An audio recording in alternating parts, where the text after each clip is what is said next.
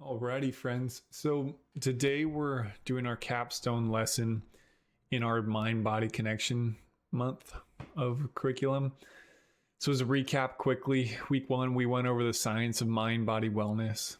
Week two, we started to integrate mindfulness into physical activity with some practical exercises. Last week, we went over mental techniques for improving physical performance. In today's lesson, we're going over balancing mental health and physical health goals. So, this being the capstone lesson, it's going to be pretty concise. It's not going to be a very long lesson. We're just going to essentially go over what we've covered so far with a few talking points.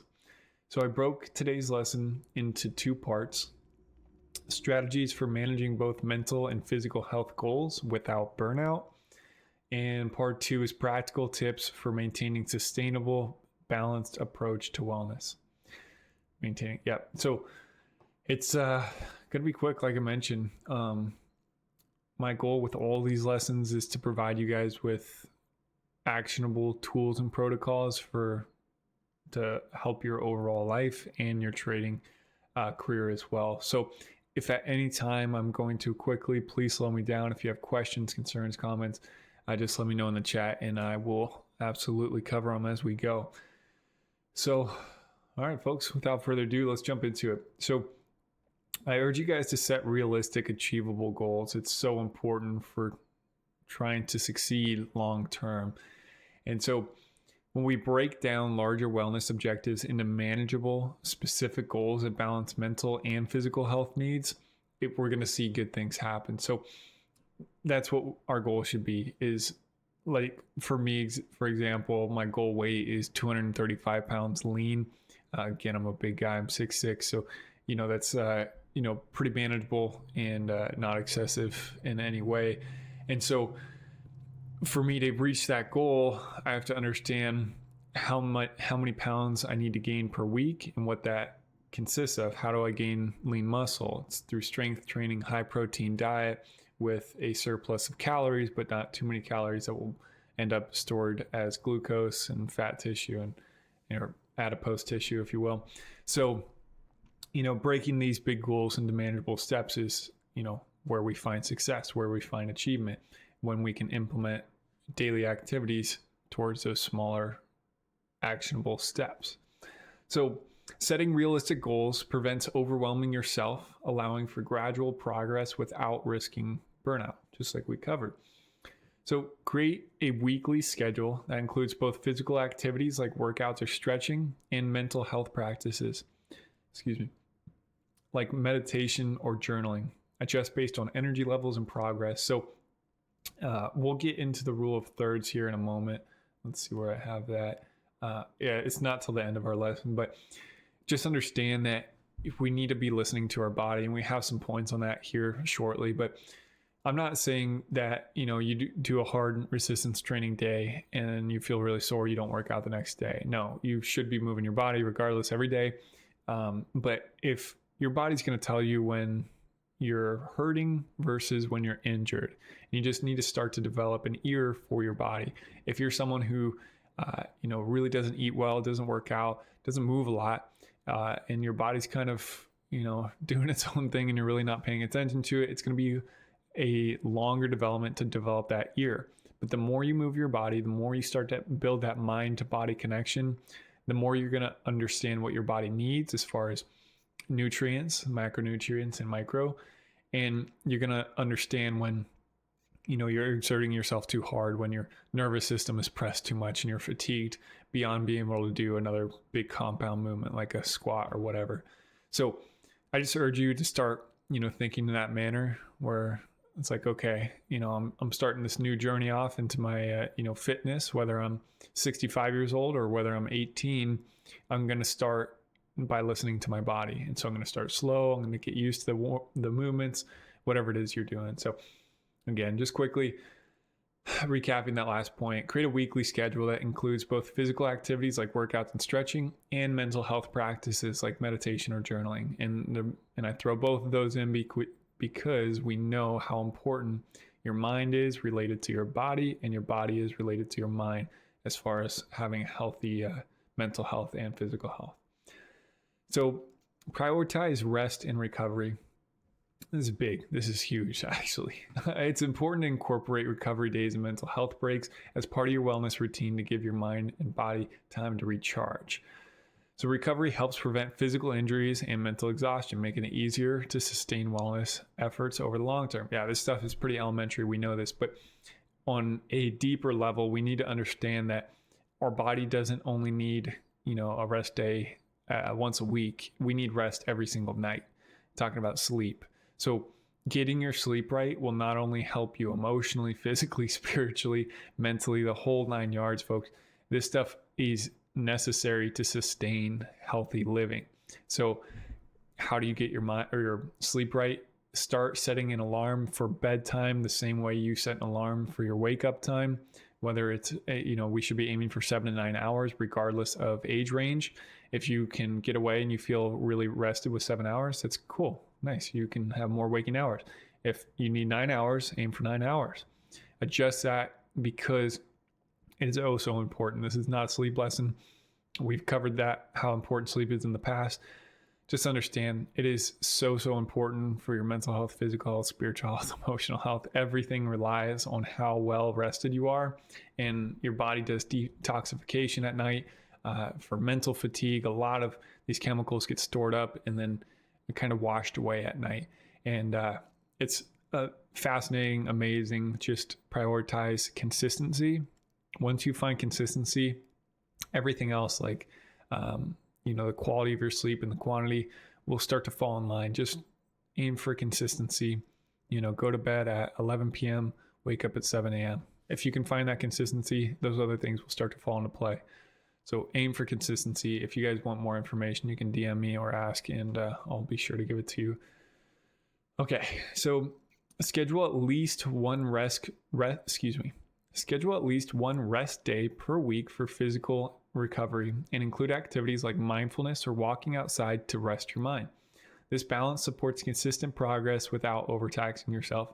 So if you guys are like me, who just want an overall healthy lifestyle, that ranges from the relationships, financially, mentally, physically, emotionally, just want to be a healthy individual to cover all the bases. I typically take 1 to 2 rest days per week.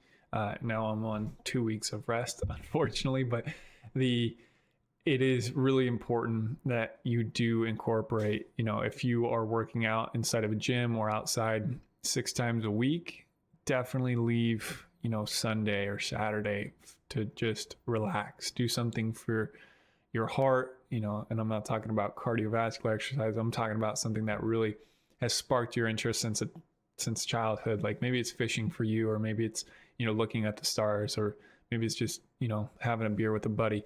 Whatever it is, just take a day for yourself and relax and, focus on clean eating. That's awesome. Hydration and all that good stuff, but just relax and, don't stress yourself out too much, because if we put excess pressure on ourselves to be ultra healthy, it's going to lead to cortisol, stress in the blood. And we know chronic stress is not good for us. So take that time for yourself. I think it's important. I think it's very, very important, actually. All right, folks, that's part 1. We just went over strategies for managing both mental and physical health goals without burnout. Part 2, practical tips for maintaining sustainable, balanced approach to wellness. So listen to your body and your mind. So let's take my life again. For example, last night, I'm usually my consistency with sleep is really good. Give or take an hour on either end of bedtime. Of bedtime and waking. Waking, I typically wake up 30 minutes to an hour and a half later on the weekends, depending on what I did the night before. Again, anyway.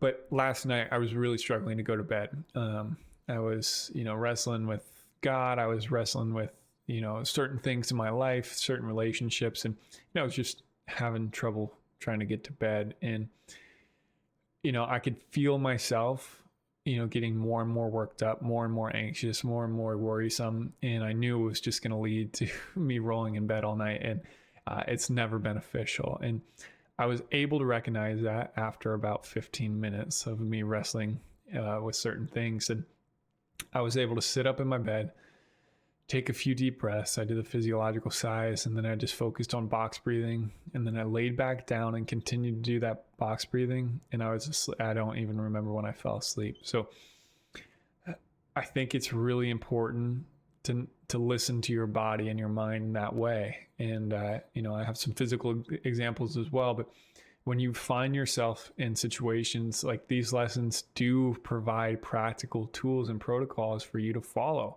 If you find yourself, restless and you can't sleep, it's like just practice some mindfulness, meditations, breathing techniques, and it really does help on a biological level, which will help you get to sleep. I don't know. I thought it was a pretty cool example, and I did, I slept straight for about 7 hours, so it was pretty cool.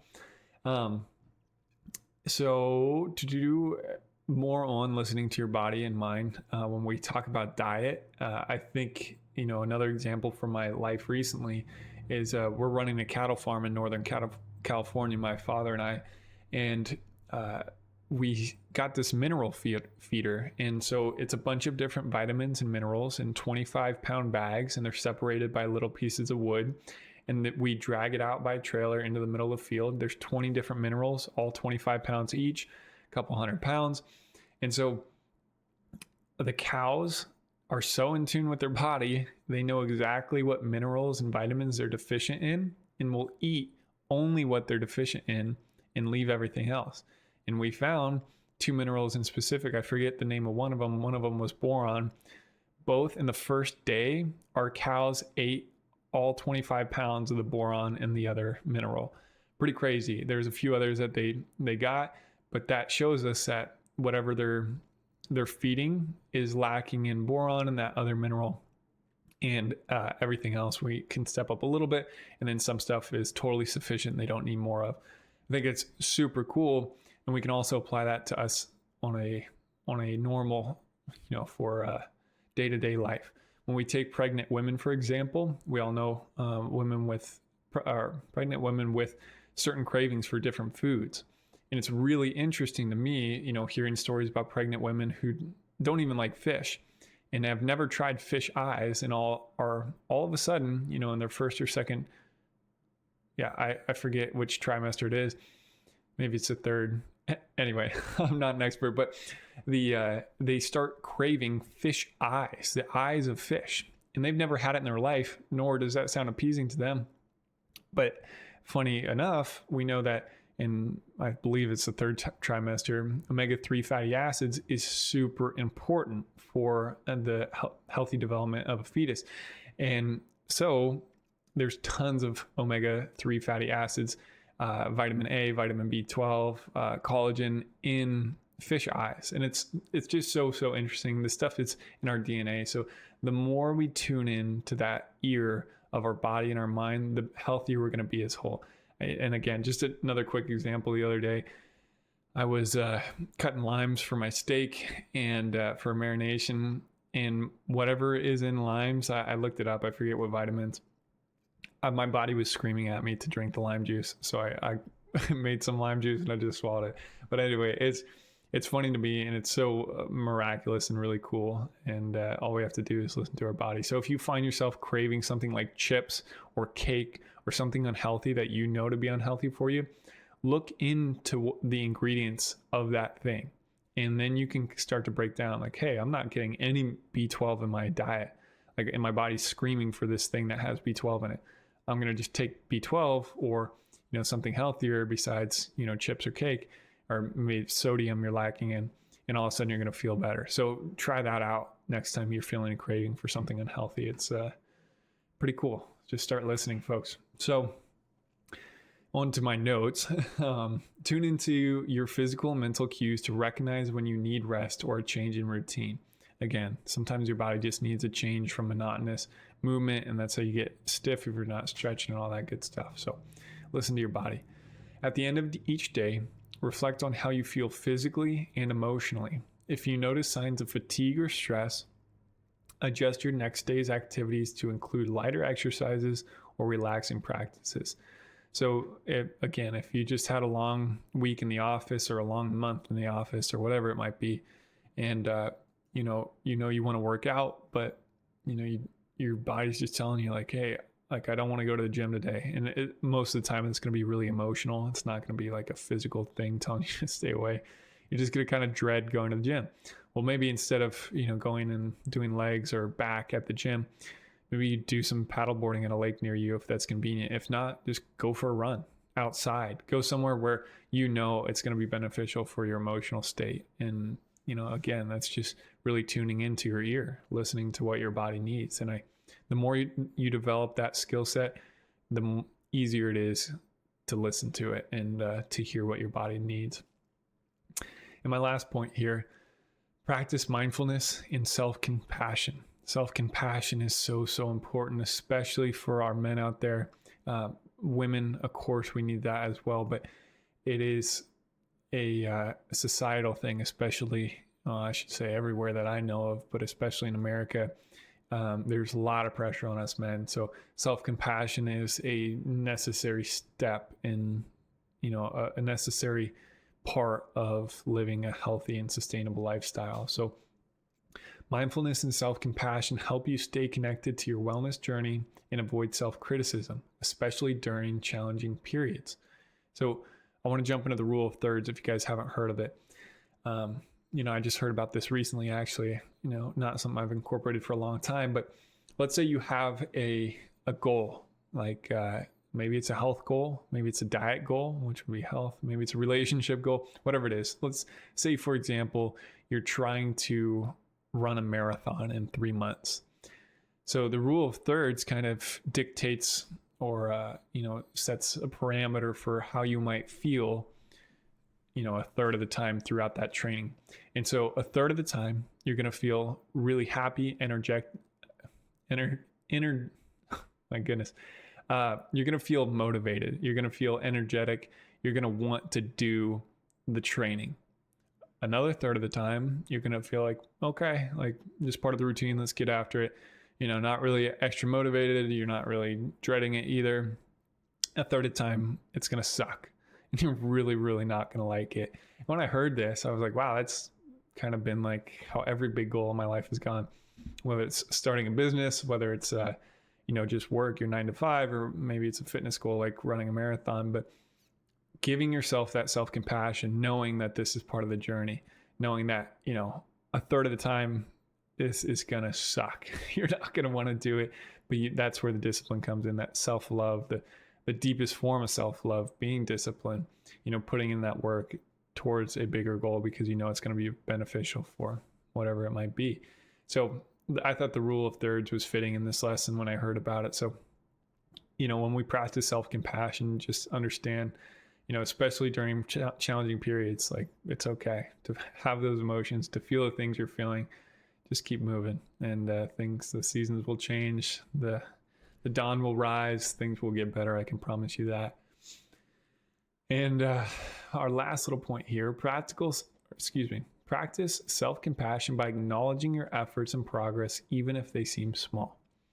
During workouts or mental exercises, focus on being present rather than striving for perfection. Same thing, like if you're trying to learn an instrument, I can find myself getting frustrated so often when I'm not being fully present in how to learn the guitar, and understanding that, hey, you're learning something new, you're going to suck at it, it's a new chord or it's a new transition, whatever it is, you're not going to be good when you start. And understanding that, sometimes you're going to feel motivated, sometimes you're not, sometimes you're going to hate it, and that's, the rule of thirds kind of helped me put a lot of that in perspective, like, okay, this is part of the journey, and helps me move forward in a more efficient way. So my closing statement for y'all is, by using strategies like setting achievable goals, prioritizing recovery, listening to your body and mind, and practicing self-compassion, you can maintain a balanced approach to mental and physical wellness without the risk of burnout. So I hope you guys gleaned a little bit of information from today. I know it's just a kind of a capstone, a recap of what we went over, but setting achievable goals and realistic achievable goals is important, and breaking that backwards, and prioritizing your rest and recovery daily and weekly.